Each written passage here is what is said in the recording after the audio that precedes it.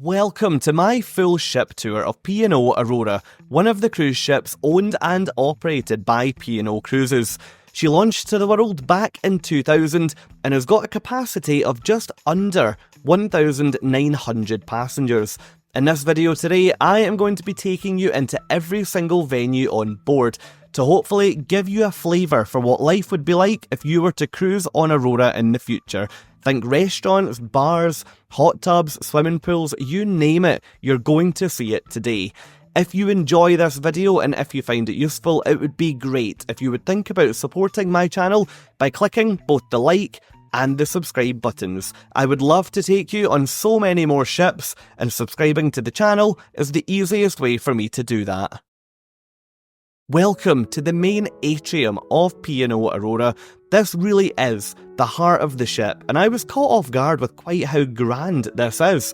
This atrium spans across decks 5, 6, 7 and 8, and you'll see this from various angles as we make our way around the ship today. We're starting our tour down on deck number 5, and that's where you're going to find the reception desk. You'll also find some beautiful floral arrangements here, and you can smell them from all around the ship upstairs. It's absolutely beautiful. There's some really nice seating areas here, but because there's no bar, it's lovely and quiet. You're also going to find the framed image of the Princess Royal, who is the godmother of Aurora. In addition to reception or guest services, you'll also find the loyalty and cruise sales desk down here on deck number 5. This is where you can come to ask any questions on the loyalty programme or to look at booking your next cruise while you're on board. Moving up one deck, we're now on deck number 6, and the next venue to show you is Explorers. Explorers is the name given to the shore excursions desk on Aurora, meaning that if you'd like to book a shore excursion for any of the ports on your cruise, then this is where you'll come. You can either do that by speaking to a member of staff during the manned hours of this desk, which you'll find printed on your daily schedule each day, or you can come over and use the paper method, which I'm going to show you now. All you have to do is come over to this desk, pick up the document which should detail all of the shore excursions available on your cruise, simply complete that form and drop it in the mailbox. From that point, a member of staff will be more than happy to book your excursion for you, and they can deliver the paperwork or the tickets to your cabin the following morning. This part of deck number 6 is where we begin to see the shopping offering coming to the fore on Aurora. Personally, I did find the shops on Aurora to be pretty varied, and from a price point, I found them to be really quite good. The shops on this ship are spread mostly across deck number 6 and deck number 7, so you're not going to have to walk too far to see what's on offer. You'll find that they only open when the ship is out at sea, so if you are planning to make any purchases, you must make sure that you do that both during their opening hours, but also when the ship is sailing. If you encounter any delays where the ship is delayed leaving port, for example, you're going to find the opening hours of the shop are impacted, so bear that in mind during your cruise. Moving further along the ship now, the next venue to show you is the Medina Restaurant. This venue is the main freedom dining venue on board, and this is totally included in your cruise fare. What is freedom dining, you might be asking? Well, the venue that I'll show you afterwards doesn't operate on this principle, but freedom basically means that you've got the freedom to dine when you want. So if you'd like to take advantage of the on-demand dining offering, you'll probably find yourself dining in here. On the other hand, you could find yourself dining in Alexandria. This is the main club dining venue on board, meaning that if you'd like to stick to a set dining time and usually a set dinner table each day, then this is where you'll dine. I feel this is a much more traditional form of cruising when compared to freedom dining. There are some cruises where I will opt for club dining, but others I'll opt for freedom. So yes, if you've never taken a cruise on Aurora before, why not even try a little bit of both and see what you prefer? all the way at the very back of the ship on deck number 7, so we've moved up one more deck now. This is Carmen's, which is the main late night venue on board. In here, you'll find what feels like a show lounge environment with a bar at the back, a stage at the front, and then a huge dance floor right in the middle. I found the entertainment in here would typically finish about 1 o'clock in the morning, and then from that point everything would move to the nightclub, which I'll take you along to show you later in this tour. Let me show you now what this venue looks like at night, because it is totally different when you see it with all the lighting in effect and the stage ready to be used. Leaving Carmen's behind and heading towards the front of the ship, the next venue you're going to find is the casino. In here, you'll find an array of table games and also slot machines, and this venue will, similar to the shops, only be open when the ship is sailing. So if the ship is docked or within the port boundary, the casino will not open.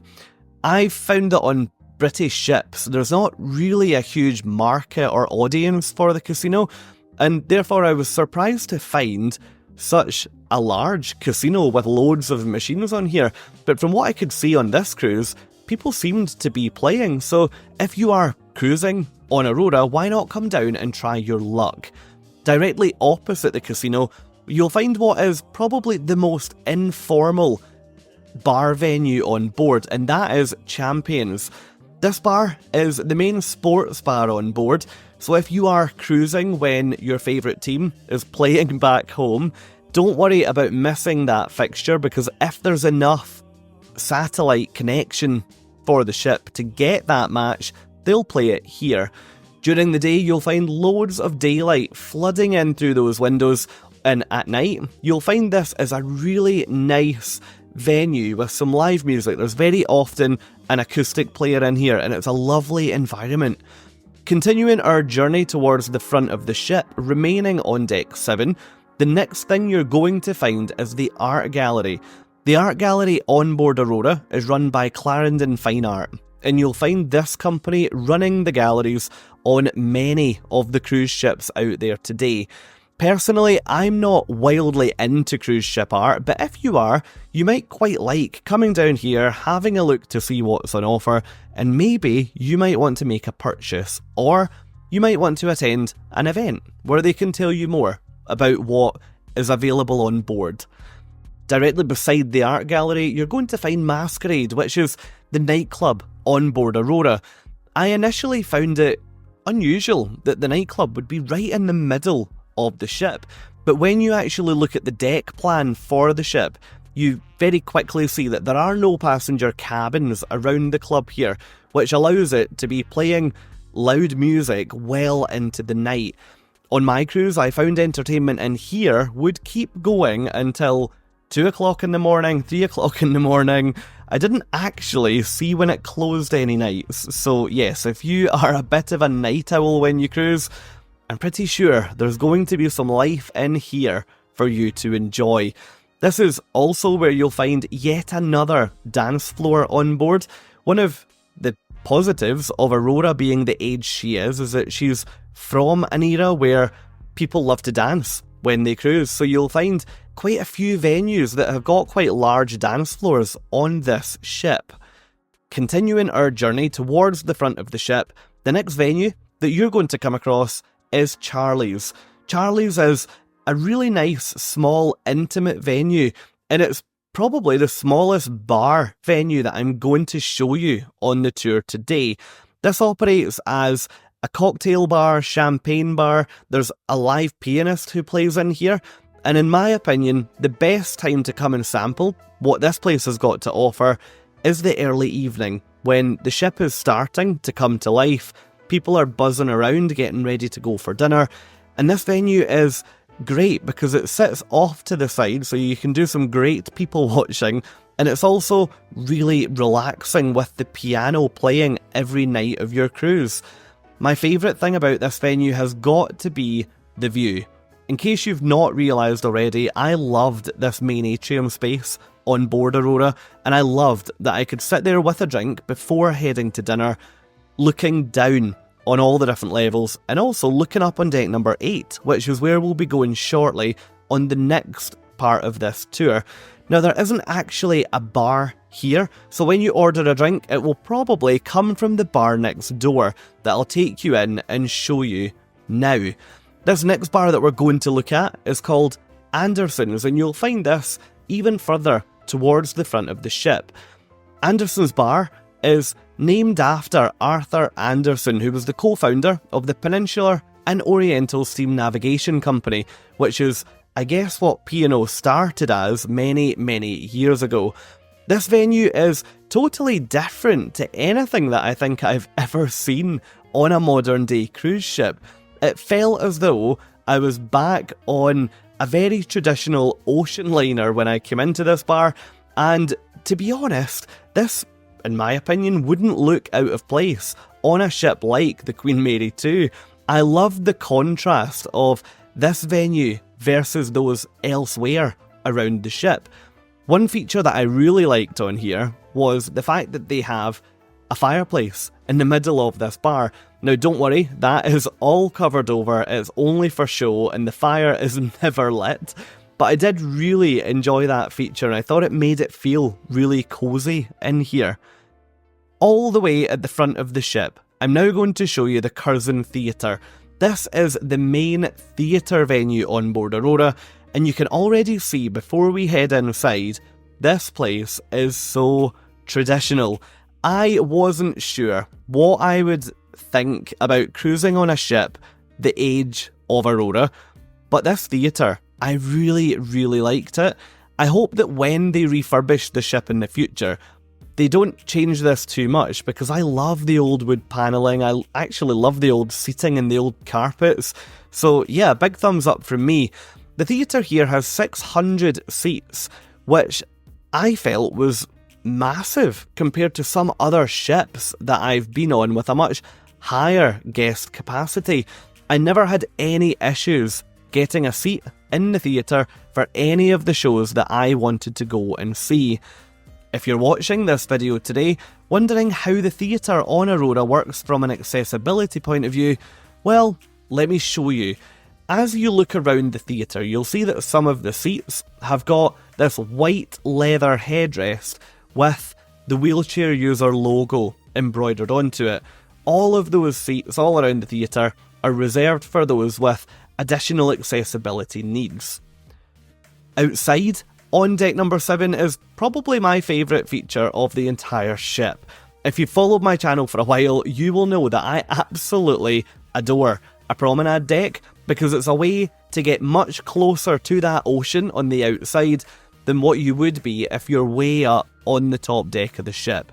The promenade deck here does go all the way around the ship, and it was a great place to come for a morning walk. If you're not up for walking round, then maybe you could just come here, park yourself on the Aurora bench, and try and spot a little bit of wildlife out there at sea. We are now all the way up on deck number 8 of the ship, and this is where we now look at another dining venue. Up until this point, we've only covered the included dining venues on board, and so this is the first speciality or additional upcharge venue that we're going to cover on the tour. Welcome to Sindhu. This is P&O Cruises' signature Indian restaurant. Now, although it's Indian, they do also say that it's Indian with a British twist, and I can say from my personal experience that I have never had a bad meal in here. Sindhu operates on a pay-per-dish basis rather than a cover charge, but in my opinion, it's well worth it. Directly outside is Raffles Bar. This bar operates in the evening as a bar, but during the day it tends to operate much more as a coffee shop. So you can come in here, and at the point of recording this video, you can order a Costa coffee to relax with during the day. P&O Cruises don't offer takeaway cups, so if you would like to get your coffee to go, then remember to take a reusable cup on your cruise with you. Pushing towards the back of the ship now, Welcome to Vanderbilts. Vanderbilts is the card room on Aurora, and I was delighted to find a card room. I often find that on the modern ships, this is a thing of the past, but the passengers on here always seem to be using this venue. This is also where you'll find a display of the ship plaques that showcase where the ship has sailed to in the past, so make sure you come in here and check these out. Directly next door is the Playhouse. This is the onboard cinema, and you'll find all of the listings of what is going to be shown during your trip, either on the digital screens directly outside or on your daily schedule each day. You'll typically find there will be 2 or 3 showings per day, but there'll be much more in here during the sea days on your cruise. I really liked this venue. I personally didn't come in here to watch a movie, but I can imagine on a hot weather itinerary, this would be a great way to escape the heat outside and relax in the air conditioning. Right outside is the photo gallery. If you, unlike me, enjoy using the ship photographers to take your photo during your cruise, then you can come here to view it. You can either come and look at one of the prints on whichever evening you come down on, or you can head over to the digital screens and you can view your photographs that way. Next up, welcome to the Glass House. This is another of the upcharge venues on board. In other words, if you'd like to dine in here, then you're going to have to pay a little bit extra. This venue operates as a wine bar and also a dining venue. So P&O Cruises state that in here you can get Mediterranean tapas, hearty mains and indulgent dessert trios. One thing that I really like about the Glass House is that the dress code in here in the evening is always evening casual, even on formal night. So if you would like to take a cruise with P&O Cruises but you don't want to dress up, then this could be a great dining option for you. If you're looking for a top tip or some advice from me, I would absolutely recommend the wine flights that you can order here, where you come in and you get usually 3 different types of wine, and also the dessert trios where you get 3 desserts to enjoy. It's great. You can either sit in the main venue that we were looking at a second ago, or why not book a wine tasting? If you do that, you'll be shown to this much more private, more intimate venue just around the corner. At the very back of deck number 8 is where you're going to find the Terrace Bar and Pool.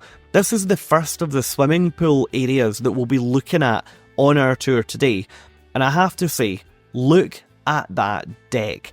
It's so rare to find a traditional wooden deck on a cruise ship nowadays, and I am delighted to see P&O Cruises maintaining the deck space on Aurora the way they are. It's absolutely beautiful.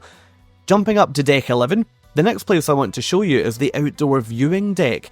Here, you can get some pretty cool views looking out across the front of the ship. This won't be open when the ship's sailing. It's sometimes open when you're in port, but it's very unpredictable. Just further along the hall on deck 11 is the guest laundrette.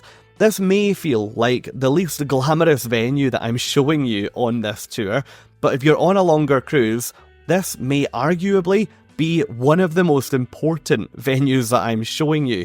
In here, you've got a lot of washers and dryers, and you can use them at any point during your cruise. There are opening hours of this venue, mostly due to the fact that there's passenger cabins on either side, but I really like the fact that they have a passenger laundrette. We're now all the way up on deck number 12 of the ship, and the first place I wanted to bring you to up here was the Riviera Pool and Bar. The pool itself is in the middle of what is essentially a tiered or terraced amphitheatre. I really like what they've done with the space here. I can imagine that if the ship were to be in, for example, the Caribbean, it would be lovely out here. I was cruising, as you can probably tell, in much colder climates, so I didn't get too many opportunities to get out there and enjoy the pool for myself. Moving back inside, let's look at the Oasis Spa. This spa is directly behind the pool that we were at a second ago, and it's directly in front of the next pool that we're going to look at shortly. In here, you'll find all of the facilities that you would expect to find on a modern day cruise ship. Up first, what you're looking at now is the onboard salon. You might want to come in here and get a manicure, a pedicure, or maybe you'd like to get your hair done. There's even a section on the left hand side here that operates like a separate barber shop.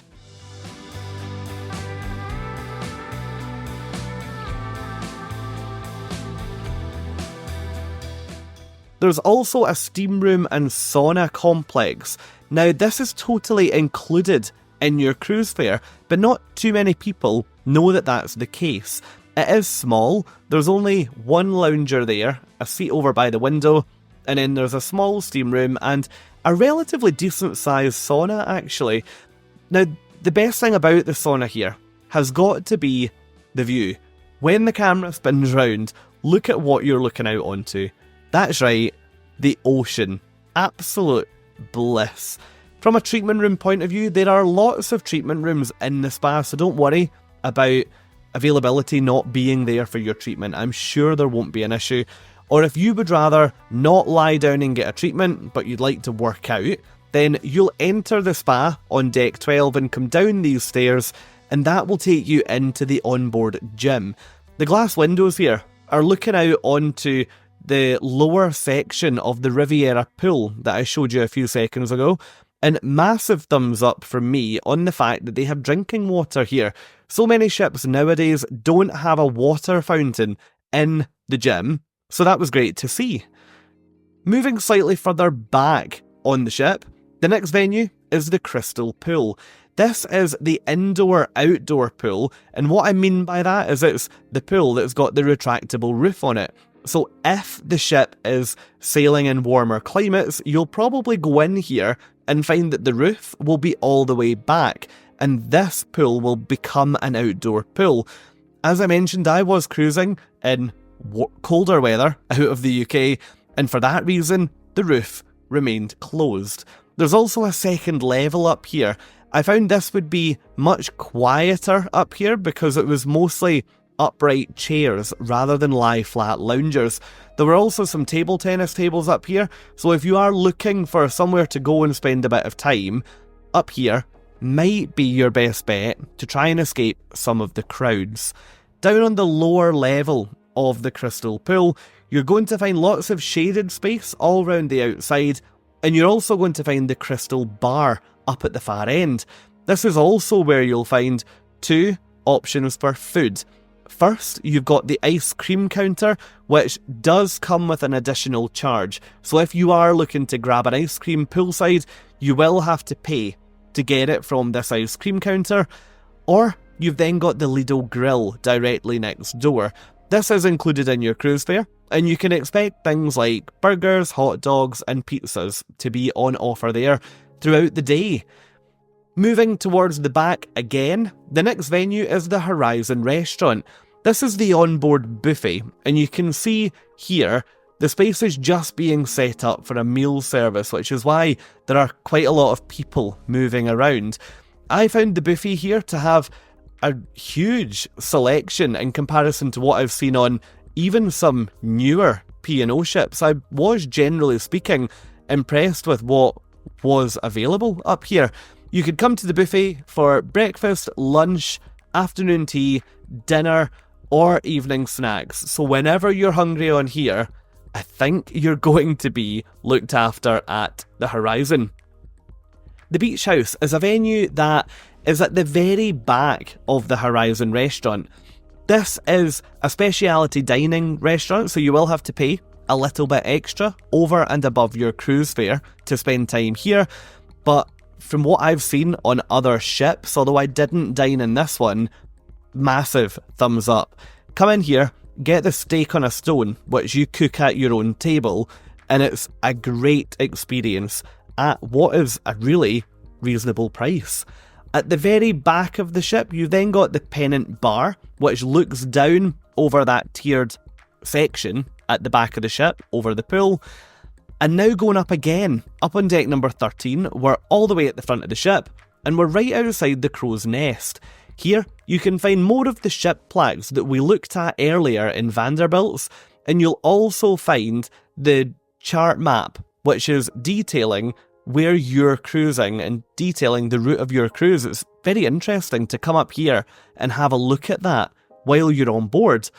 Moving into the crow's nest, this venue is somewhat famous across the P&O Cruises fleet. All of the ships have this venue, and it's located at the very front, at the very top of the ship. So the views from the crow's nest are always absolutely brilliant. Look at the amount of glass all the way around the outside here. In the evenings, you'll find live music playing in here, often by the onboard pianist. It's a really lovely venue to come and relax after your dinner with a nightcap. Directly outside the crow's nest, you'll find two venues. Up first, you've got the Uganda room, and on the other side of the ship, you've got the library, which unfortunately was closed during my cruise, so I can't take you in to show you what it was like in there. The Uganda room is a meeting room or a function room. You can find various meetings taking place in here during your cruise, or if you're getting married on Aurora, that might be the room that you have your ceremony in. Leaving the crow's nest, the Uganda room and the library behind, and starting our journey towards the back of the ship, the first thing that we come across is the vast outdoor spaces on the ship. If I take you up that flight of stairs, you find yourself here, essentially on top of the crow's nest, looking out the front of the ship. This deck space is always open, this never closes, so the views that you get from up here, whether it be out the front or like this, looking all the way down towards the back, are great. Let me show you what it looks like up here when you're at sea. Absolutely unbelievable. It's absolutely gorgeous. Now, all the way at the back of the ship on deck 13 is where you're going to find the final few venues that I want to show you on this tour. Up first, you've got some golf nets, so if you would like to try and keep up with the golf that you're used to playing at home, then you can come back here, grab a chipper or grab a driver and have a go and see if you can hit that target right in the middle. And directly behind the golf nets, you've got the sports court.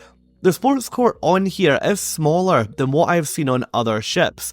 In fact, there is only one basketball net. Usually on a ship, you would see the two nets, so you'd probably have to slightly adjust what game you were playing up here if you were wanting to play basketball. All the way at the back, just behind the sports court and the golf nets, you're going to find deck games. There are a number of deck games printed onto the deck space here, and if the weather's warm enough on your sea day, there'll be various tournaments and competitions that will take place out here. So why not try your hand at one of these, and you never know, you might just find something that you are good at. And that is it. That is a full tour of every single venue on board P&O Aurora, the cruise ship from P&O Cruises. I really hope that you've enjoyed joining me for a look round today. If you have, please support my channel by clicking both the thumbs up and the subscribe buttons. And why not join me in another video? Over on this video, I'm going to give you a full tour of the cabin that I chose to stay in for my cruise on Aurora, and I'll tell you now, it was pretty different to most cruise ship cabins that I end up cruising in. Anyway, thank you for watching today, and I'll hopefully see you over in this other video.